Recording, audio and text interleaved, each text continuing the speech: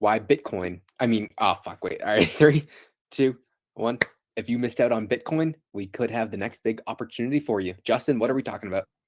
We're talking about miners. So specifically precious metals miners.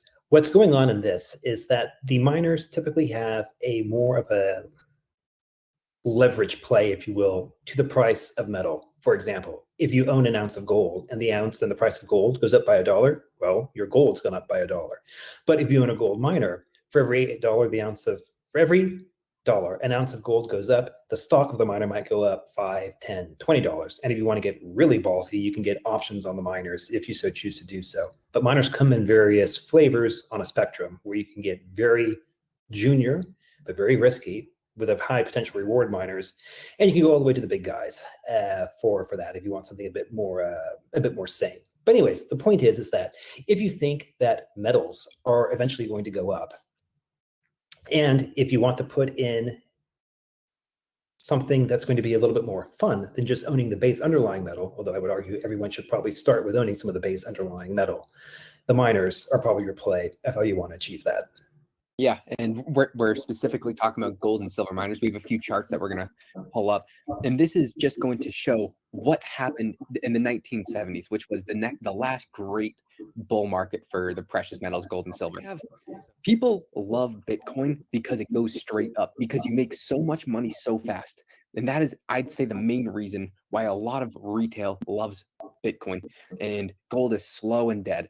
But as we can see, gold went up 700% in 4 years, and that is almost all of it is happening in the last year, because when things really start to take off, they move slow and then vicious at the very end.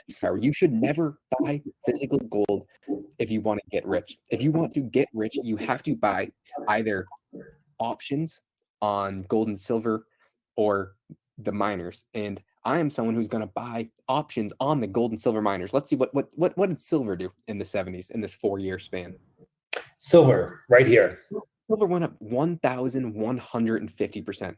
If this does not look like a Dogecoin chart to you, I don't know what will. It is an absolute parabolic move, or you are going to make, let's say, Rick Rule says, if you have a good run mining company, every dollar the physical metal goes up, it will go up 3 to 5 times.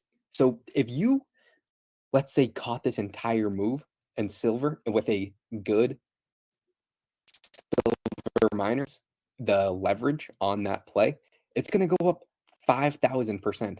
What does a 5,000% move look like in a 4-year time span? And what if you have options on that? I mean, you are going to make a potential lifetime's worth of currency, and that's people did that. There's thousands, or there's quite a few examples of the Doug Casey's, the Rick Rules of the world, who did this during the last bull run.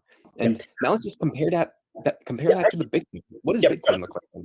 Before we move to that, several things of historical things. So if you look at the chart right now, if you see how it went up to about 50 and change in 1981 circa there. And for anyone who hasn't Googled or researched the Hunt brothers, basically what happened is that they turned off the buy button. If you remember what Robinhood did back in January of this year. Same thing. So it is arguable that silver could have had much further to run if the powers that be, COMEX, hadn't gone in and directly manipulated the market, so people could only sell and not buy. So that's something to keep in the back of your mind too. The other thing I would say is, and I would argue that Sprott could be the version of the Hunt brothers, except for the uranium market, and we could see something extremely similar to the uranium market now. But keep going.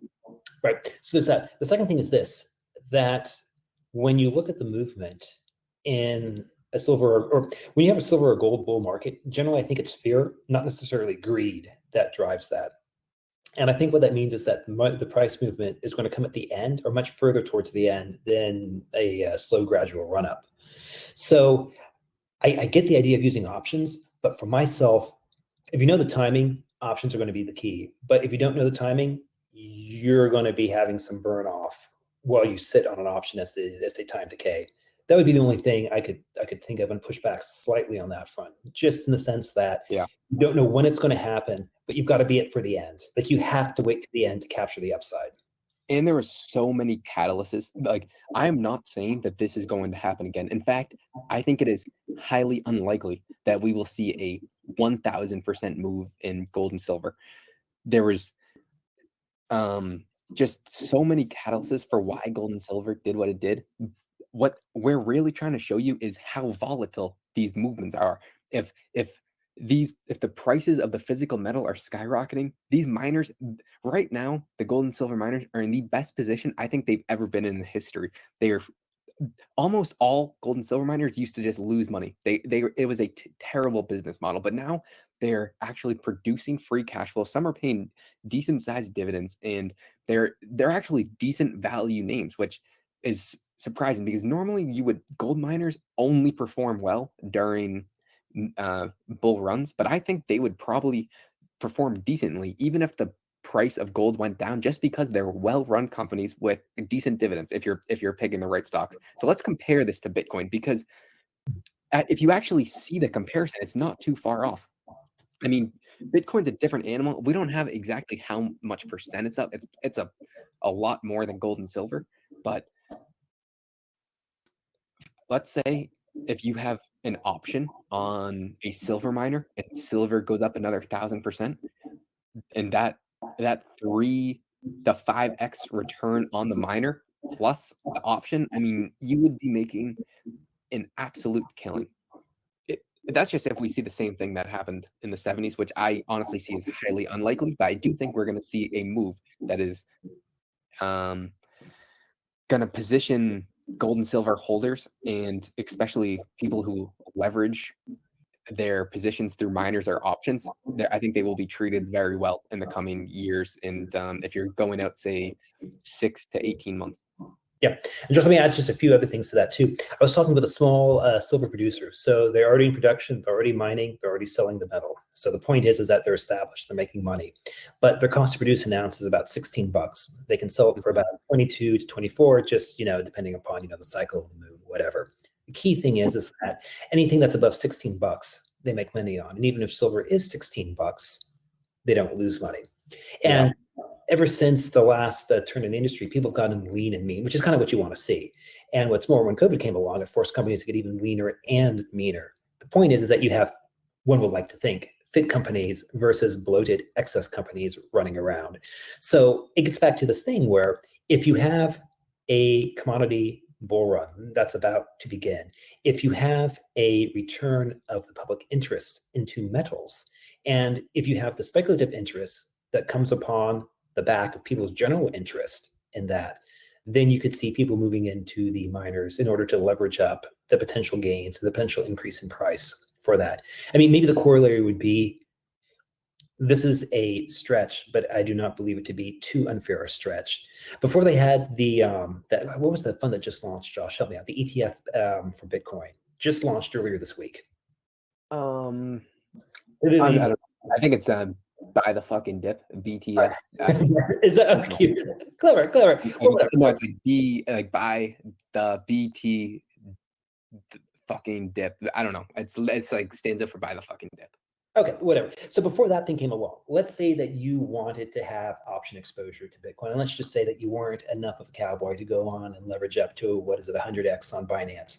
What you might do is you might buy, let's say, a call option on MicroStrategy, due to the fact that the MicroStrategy stock would track BTC due to the large position that MicroStrategy has of BTC on the balance sheet. Or if you think it's going to go down, you get a put against MicroStrategy. The point is that MSTR is a proxy for the price of Bitcoin. But the movement of Bitcoin will be amplified greatly in the price of MicroStrategy. And what's more, if you have an option on that, it's steroids and steroids. So same concept. Yeah, I would argue that it's not exactly the same, because MicroStrategy just owns Bitcoin. If a gold miner owns the physical gold and they're producing it for, say, they're producing it for under the cost of gold, they also have debt. So when the price of the metal is going up, they're making more profit on each sale, and that is going to be able to reduce their debt. So honestly, if you're in a super bull market, you almost want companies that are highly indebted. Well, when you're structuring your portfolio, you want your positions that have a ton of asymmetry. You want your nice blue chip companies that like the First Right. Majestic, Silver, just really good run companies that they're a pretty safe play, but they're still going to perform very well in a bull market. But those companies that are extremely speculative, that are highly indebted, that are just barely surviving, you'll make a lot more money when a company goes from terrible to decent than when a company goes from good to great. And that is something that a few incredible investors have shown us across the years. Yeah. So anyways, Josh, let's just put a bow on this. What I would say is that if someone is, let's say, looking to take some of their gains and reallocate perhaps out of the crypto space, and again, nothing against crypto, right? Crypto is the future. This isn't a trash crypto video here. But my point is that if one is, let's say, the portfolio is very heavily weighted in crypto, but they're looking for something that's more on the commodity side. They're looking for something that's unloved, currently out of favor with the market, and they don't mind a bit of risk, and they can stomach the volatility, which they should be able to do if they're coming from crypto in the first place. Yeah, or if you miss crypto and you're like, man, like I really wish I was involved in such a volatile space. I don't want to get in now because it's too low. This is the perfect space that I plan on allocating quite a bit of my future gains to. Yep. All right, Justin, we'll see you next time. Take care, man. Bye.